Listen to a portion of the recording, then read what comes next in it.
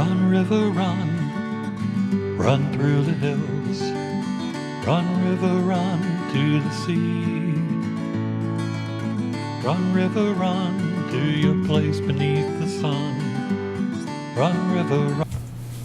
Hi, welcome to Be My Guest. This is Jan Lewis. We have today the author Shawn Flynn, and the book that Shawn has written is adorable. It's called The Kitty Who Rescued Me and I Rescued Him. I love it. And I think you're going to really enjoy it. Again, you can find it downstairs in the Upton Library, and Shawn's going to tell you how to get a hold of it too. So you're not going to be left out whatsoever. This is a true story, and Shawn's going to tell us about. Shawn, when did you meet? Tell them if they haven't read it. When did you meet the kitty? Well, Jan, thanks for having me on your program today. I actually met Kitty when I first moved to the house that I currently live in. I actually met him a couple of months before I moved into that house when I was walking through the backyard with the realtor. He came over, rubbed up against my leg. He was real friendly. I said, Kitty. I just thought he was a neighbor's cat. I didn't think much of it. Ended up moving into that house 2 months later. I moved in on a Saturday morning, and I got home from work on Monday evening about 5:30, and he was sitting on the front step like he was waiting for me to get home. Yeah. He adopted you at first. I mean, cats are like this, right? He sure did. Did you find that he kind of ruled the house gradually? Well, he didn't move inside right away. Yeah. He lived in the backyard that first summer after I moved in. But I was feeding him on the back porch with a bowl of water. And that fall, when it started to really get cold out, I installed one of those swing two-way pet doors so he could sleep in the garage. Inside from out of the elements. I put a big pillow in the corner next to his food and water bowl, and he would be laying there every morning when I left for work.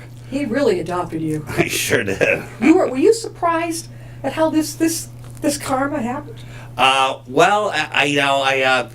I mean, our relationship developed over several months. It wasn't like an instantaneous thing. It developed over several months. But he did steal my heart. I ended up falling in love with him, and it's a real nice story, and that's why I decided to... It's therapeutic. It is. Did you ever have pets growing up? We had dogs, family dogs. But never a cat? Well, my sister brought home a cat when I was in high school, when I was maybe 17 or 18 years old. But, he was her cat, and she took care of him. Yeah. And, I used to pet him by the ear and stuff, and, give him a pat when I walked by. He'd be sitting on the Did you sewing never machine. dream that you'd have your... Well, but the pictures of his kitty cat, right, look so much like my cat, Ace. What did we call him? Who was that, the guy in the commercial, the cat? Oh, what did they call him? Oh, Morris. Morris cats, right? He has the most fantastic pictures in here. With what were the other kitties? Squeakers. Squeaker and... Gypsy and Girleen. Girleen. So you ended up having, well, at one time, there were more than just your kitty. The other ones were visiting, or were they staying with you? Well, no, I rescued all of them. Well, Girleen was born in my garage when a feral cat snuck in and had 3 kittens one day. And Kitty, there's a picture of the kitty grooming Squeakers in the kitchen, and they got along pretty well. Well, initially, when I brought Squeakers home, Kitty was used to being the only cat. Yeah. And he actually tormented Squeakers for a few weeks. And fortunately it stopped, and they ended up becoming really good buddies. And we went through that with our 2 kitty cats, and our male cat had been the prince for a year or 2. And we introduced a little girl cat, a baby cat. We had to separate them. Her little bed and her food and water were behind the door in the bathrooms, because we were told, let them come and smell each other under the door. Yeah. Right? It worked. And they stick their paws underneath the door and stuff. It worked. So he didn't feel so challenged, and she wasn't so scared. And now he does chase her around. He wants to bite her. I don't know what the problem is, but this is a beautiful, you can't see it, but it's a picture of Kitty snoozing in the bedroom in 2008. What a tummy. That's just like our cat. Did the vet ever say that he was overweight? No. No. No. That picture was taken one of the times after, it wasn't immediately after I got him shaved, but you can easily see his stomach. Back when, under normal conditions, when he had his hair fully grown out, you really couldn't see his stomach. Well, if you're a cat lover, there's another picture, you can't see it, but this is obviously when you had him shaved. Yep. Why did you want him to have the lion look up here and be shaved in the body? the groomer suggested that, and I thought it sounded cute. So You liked it? She asked me if, hey, do you want me to give him a line cut? And I said, sure. And I thought he looked cute. I don't think I've ever. Oh, he had the pom pom on the bottom Sure. of his tail. Reminded me of a poodle. And he had the boots on his legs. This is the sweet. Again, we're talking with the author Shawn P. Flynn, and he wrote the book The Kitty. This is true. How he rescued this kitty, but the kitty really adopted and rescued him. And also on the cover, we have, Shawn pointed out to me, Reader's Favorite Book Award winner and the International Book Awards finalist. Terrific. Now, Shawn very nicely provided me with quite a background here, so we're going to get right to it. You are from Enfield. Yes, I am. Now, Enfield, Connecticut, is that... No, I'm thinking of Eastfield, the Eastfield Mall. I used to live over the line near Springfield, Mass. in Wilbraham. Enfield is where? Enfield's north of Hartford, and it borders Massachusetts. I thought so. East Long Meadow. And That's near where I grew up. Did you grow up in Indiana? No, I moved there 11 years ago. Where were you from originally? I'm originally from Philadelphia, but I moved to Connecticut in the mid-'90s to work for the insurance industry. Wow, that's culture shock right there. We're a little different up here. How you like our winter? Well, it's certainly a little chillier up here, but Yeah. there's plenty of mild days during the winter as well. So He never was a cat person until he met Kitty. His debut book, you had that come out in 2017, right? So, April 2017 is when I originally published. and that's when he got the Reader's Favorite Award. Were you surprised? Well, it was pretty exciting. Pretty exciting. How did they notify you? I just got an email.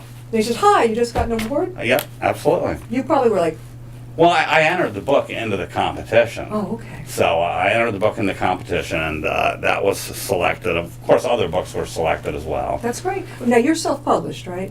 Yes. Lovely. I always tell my authors, the way to go, why wait 2 years to be rejected? And then you picked out the cover, right? I designed the cover. There you go. If you have a company, let's just say they say yes to your book, right? Something Houghton Mifflin or whatever. Goodbye, because after that, it's theirs. They'll design your cover, and they will not be your publicist. So, I am so much in favor of self-publishing. It gives you the control over your own book. Sure, As it absolutely. should be. Yep, I control it. I own my own ISBN number, so I Okay. control the distribution rights. I control everything. What is the Enfield Community Cat Project? It's a cat rescue group that I volunteer with. I help them with their promotional activities and their fundraisers and things like that. I actually, whenever they have a fundraiser, I do a press release. I put together a press release and I send that out for local media. And for example, last fall they had their fall fundraiser in October, and they ended up raising over $4,000. The press release that I sent out, I sent 3 weeks before the event. It appeared in the Hartford Current Community I remember that. twice. Before the event. It appeared in the Journal-Inquirer the week before the event, and it was mentioned on Saturday morning on Channel 3 News about 8 o'clock that the Enfield Community Cat Project was holding their fundraiser that afternoon, and tons of people showed up. Yeah. We raised quite a bit of money for the cause. Did WHYN out of Springfield help you out? We did not send the press release to them. That's big. And as we were just saying, Enfield, Connecticut is not far from Springfield, East Lyme Meadow. Yeah. I would think they would have been happy. That's where I grew up. I help you. It's kind of funny. There's kind of like a fine line between news media. Yeah. So if something's going on in Connecticut, the Connecticut stations want to cover it, and the Massachusetts stations Even on the board. aren't interested. Even on the board, okay. I mean, unless it's some serious big news story. Yeah. But if it's a cat rescue fundraiser, the outlets in Massachusetts, if it's being held in Connecticut with a Connecticut group, they're not really interested in covering it. I bet you were thrilled when that money came in, is the fundraiser. Oh yeah, very exciting. Everybody else too who volunteers, right? Sure, absolutely. Were you all surprised? It was super. It was really right, really now. a good event. Here's another one. He belongs to the Cat Writers Association. What is this? Tell me about it. Cat Writers Association. It's a group of fewer than 250 people worldwide who have written things about cats, whether they run a cat blog, whether they have published books about cats, but the work has to focus primarily on cats. Yeah. And they have a rigorous selection process where when you apply, they actually have this big committee that has to evaluate your work. Yeah. And it's a pretty selective So they had to read your book membership first. process. Yes, they did. So how long ago was that you finally got in? It was a few months back. I actually had to send them the e-copy of my book so that they could send it to the people who are part of the selection committee from all over the world. Yeah. So obviously it would be more difficult to distribute a single copy, hard copy of my book. So I sent them the e-copy. Oh, yeah. They sent that out. Yeah. I was notified a few weeks later that I was selected. I love the size of this book. I think a lot of people, and I deal with a lot of authors, sometimes they go overboard and it's too fat.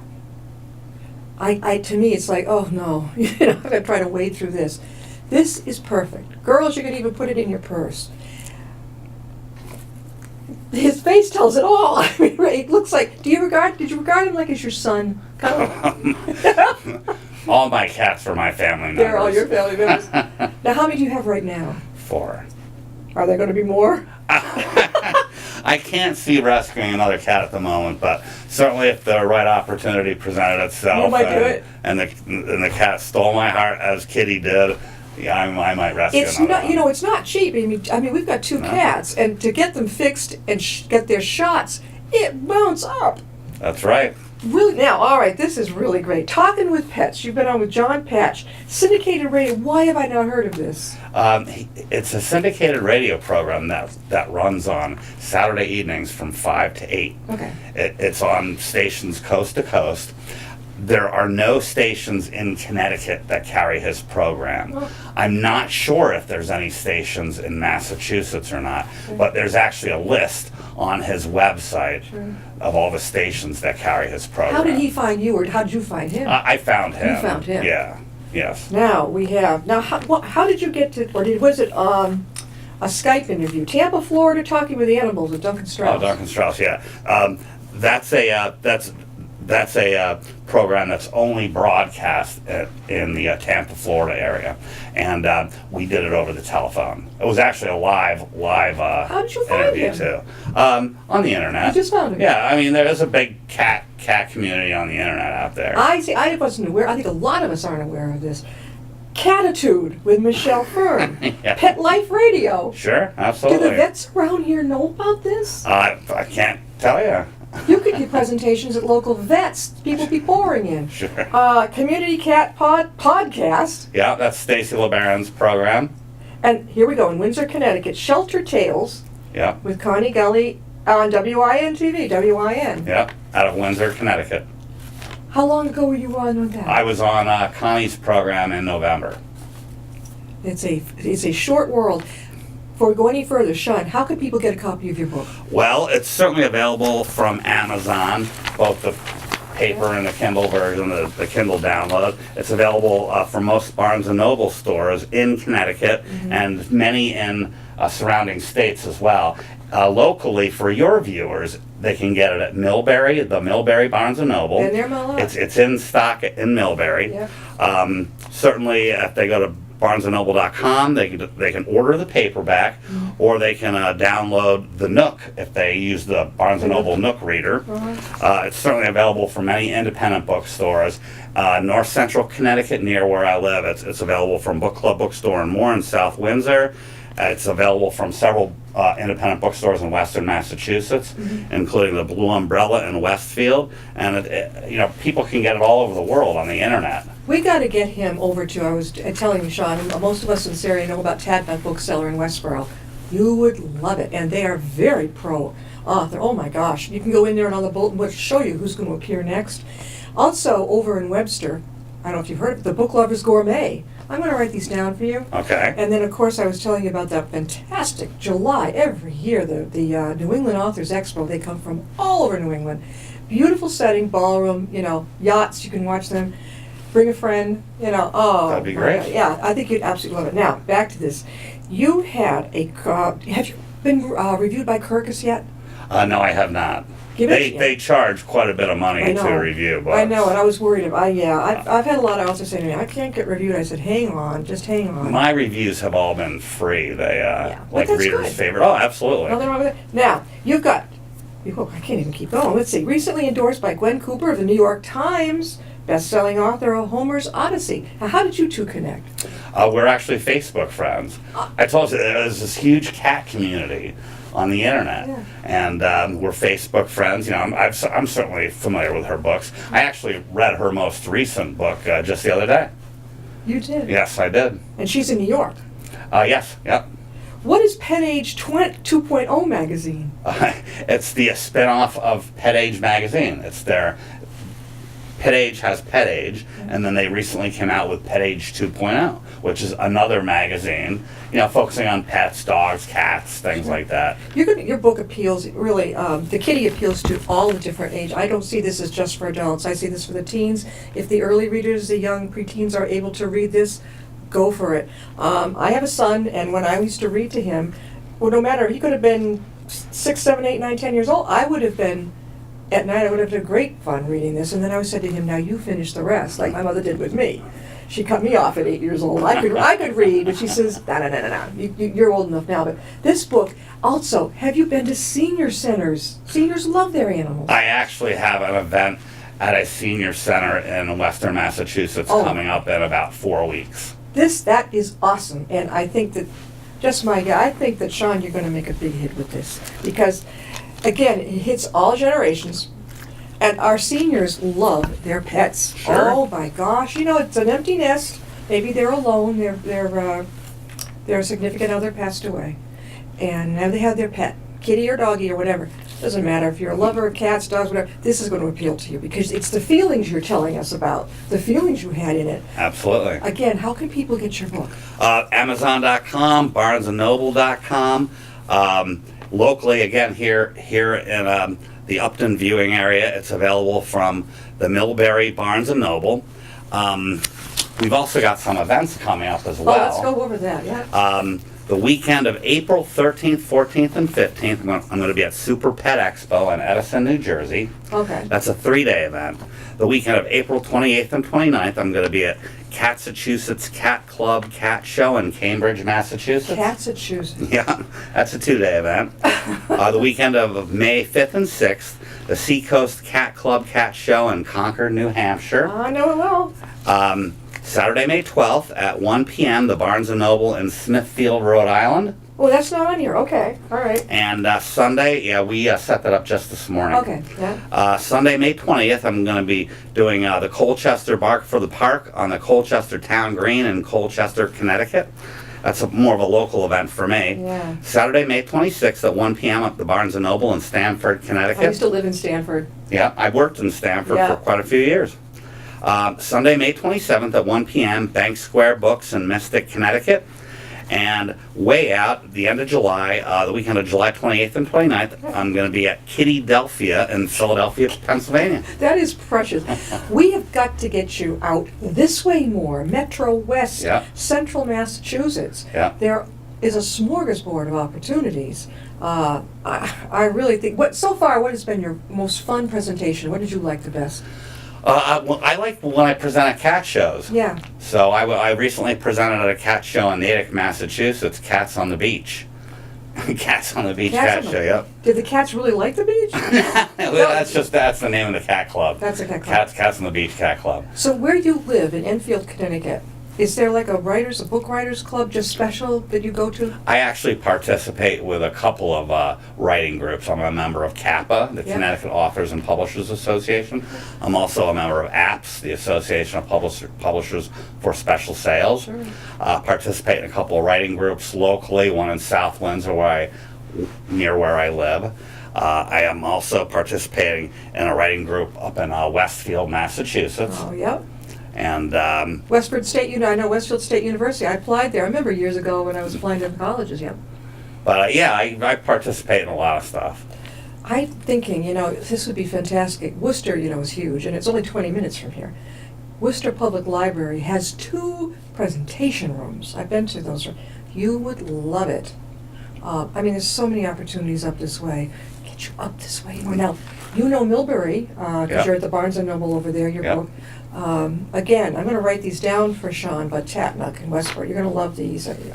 Really great. Now, you said you have another one coming up. Now, you're not spilling the beans on it. It's about a kitty, though. Sure, absolutely. Yep. How far are we along on this? Well, I've got a a whole notepad full of notes and lots of thoughts in my head, and I've started to put it together. And I'm not to the point where I'm like ready to send it to an editor or anything like that yet. No, you don't edit your own, or a friend? Well, I certainly do. I edit as much as possible, but I also, Yeah. It would be like representing yourself if you were a lawyer. You certainly need someone else's eyes on your work. Are you the type of writer that something comes to you before you go to sleep, or you're in the car and you want to write it down? Oh, of course. Oh, I do this all I'm the time. constantly making notes on my telephone. Definitely. I think a lot of authors do that. I'm trying to think, again, spanning all the different age groups. We're talking with Shawn P. Flynn, and he wrote The Kitty. True story. He adopted the cat, but the cat really adopted him. We who know cats know that even in a family, if you have more than one cat, or even just one cat, it's going to have a favorite human. Now, our male cat, although he's the most affectionate, is basically adopted my husband. The girl cat is don't touch me. It's like, you can pet me a little when I'm sleepy, but don't touch me. But really, the boy cat, do you find that the kitties come and sleep with you? Oh, absolutely. They love sleeping on the bed with me. Yeah, Sure. but do they try and wake you up at 6 or 7 in the morning to feed them? No. They generally don't do that. How did you manage to get them not to do that? I mean, basically, when they're, typically right around when the sun starts to come up, they get up and jump out of bed, and they go use their litter box or something like that. But they don't look for food yet. No, typically not. No, they know they're going to get fed. Well, I know that they start licking my husband's head, sitting on his head, sitting on his chest, staring at him. And I mean, I've said, let's just shut the door so they don't come in, because I mean, we're late sleepers. I'm not getting up at 10 in the morning if I don't have to, just because of these two. Some people have the kind of food thing that comes out all the time. Do you have that? No, I don't. I actually have a cat that has diabetes. Okay. So I have to give him an insulin shot every 12 hours, and it's got to be pretty much 12 hours, maybe 11 and a half or 12 and a half, but I can't do like 13 or 14. No. So, or like 10. How did you find out that he had diabetes? Oh, he started drinking a lot of water. He was constantly using the litter box, urinating in the litter box. One day I found his water bowl dry, and he wasn't acting himself. He was acting, like there was something wrong. So that's when I called the doctor and made the appointment to take him in, and sure enough, he had diabetes. What, they just took the blood test right there? Yeah. He didn't have to go in fasting. He just went in. I don't recall. It was a little over a year ago when I discovered that.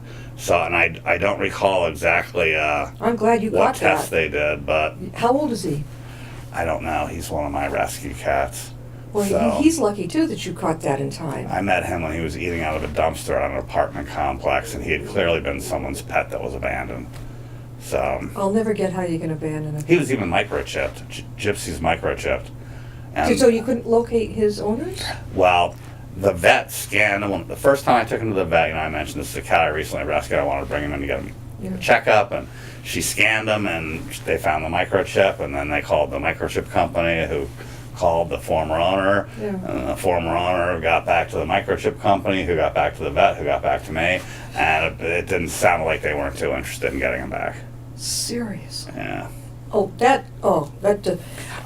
do you have a vet that you go to primarily? I do have a regular vet. Do you have a copy of the kitty? Right, it should be right on their console. It should be right there. I know our vet up the street, 2 minutes up the street where we go. It should be right on the receptionist console. Why not?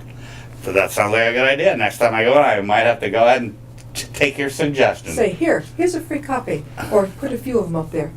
And the people see it, and they want more, and they connect with you. Yep. Oh, it's amazing. Another place to think about advertising. Do you have flyers? Well, I put together flyers before, yes. Awesome. You ever heard of you probably know, it's world renowned, UMass Memorial Medical Center in Worcester, with the medical school next door? They have a humongous bulletin board near the cafeteria, open to the public. I tell a lot of my guests, go over there, put your flyers up. Also in the student section of the medical school they have it. People love animals, and patients from even the patients that have therapy dogs, things like that. I could see so many venues for your book. Whenever you hit animal, kitty, cat, dog, whatever it is, You're already hitting something in people. What does your family think about this? Oh, they're very excited. They think it's pretty cool what I've been doing. Well, we're talking with Shawn P. Flynn, and he's the author of The Kitty Who Rescued Me and I Rescued Him. True story. And it's a very easy read with adorable pictures. I love the way you spaced this. Yeah, a lot of people have been giving me favorable feedback about that. Yeah, I've had eye trouble. I've had eye surgery recently, and still getting over it. And I'm thinking, this was wonderful, the way it was spaced. Sometimes they go too close and too small. I mean, even, I have a 12-year-old, you're like, oh, you're trying to figure it out. This was perfect. It was designed to be an easy read. Are you going to do that same easy read in your next book? That's the game plan. Stick to it. Absolutely. You got a winner. And even on the back cover, there's a picture of Shawn laying there with Kitty kissing. They're kissing. And if you've had a cat, they come up, they sniff you and they kiss you. Does he ever lick you and kiss you and then go, "Arr"? Bite. No, but my cat Gypsy does that. Why? So, I mean, it's not really. He's not trying to hurt you. He's kind of like, just that's one of the ways they show affection. Oh, really? I thought he was. Yeah. And they say don't look him in the eye because he'll take that as a challenge. No. No? I look my cats in the eye all the time. I blink with my cats. I wink and blink with my cats. Well, our male cat takes it as a challenge with my husband, like, oh, yeah? He wants to go after him. I can look at my cat Gerline, for example, and I'll look her right in the eye. We'll be eye to eye together, and I'll blink my right eye, Yeah. and she'll blink her left eye, because it's across from my Oh, my God. right eye. I got to try that. And if I blink both eyes, then she'll blink both eyes. You serious? Absolutely. Have you talked to the vet? Does the vet know this? Everyone, I shouldn't say everyone, many people who own cats and have relationship with cats know the blink or the wink. I've never tried it, really. Yeah. Well, one more time, Shawn, how can people get your book? Amazon.com, BarnesandNoble.com. Many of the Barnes & Noble in Connecticut actually have it in stock. Many of the Barnes & Nobles in surrounding states from Connecticut have it in stock too. Your viewers can get it at the Millbury Barnes & Noble. It's actually in stock there. Yeah. And we're also going to be doing an event on, what do we got here? Saturday, May 12th at 1 p.m. at the Barnes & Noble in Smithfield, Rhode Island. That's very close to here. Yeah, that's pretty local. Well, we still got to get you up here. And whenever we have an event at a Barnes & Noble or any other bookstore, they always begin carrying the book. Of course. I think that's it. And I'm going to talk to you after the show, but I'll got to get you more up here because the more you can get out, because this subject, how many people have cats? And you have multiple cats. Sure do. So that new book coming out, do you think it might be out by the end of this year? Yeah, absolutely. You're going to let us know, right? Sure will. Let me know. I will. Get you back on. Okay. How far is it from Enfield here to Upton? Oh, it's about an hour and 20 minutes. Did we have to reschedule because of the snow before? Were you one of my victims? No. We have had more people.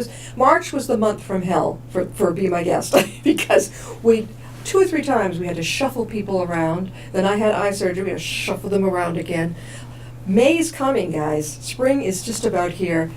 And I'm looking forward to the next one, The Kitty. Catch it downstairs in the Upton Library. Also, don't forget, YouTube. You can go to Be My Guest on YouTube. He's going to be internationally online. He'll be on our uptonma.gov. Go to Be My Guest there. If you're local, you're going to catch it here on the Upton Cable Channel, as well as other channels locally will take it too. So we call it bicycling. Another town will borrow it too. So my co-producer, Glenn Fowler, was in the hospital one time. He looked up in his hospital room at the TV in Milford, and there it was. You just don't know. You're going to get around, believe me. Thank you for being with us. Thank you, Jan. We'll Thanks see you for having me again. over. Absolutely. All right. See you later.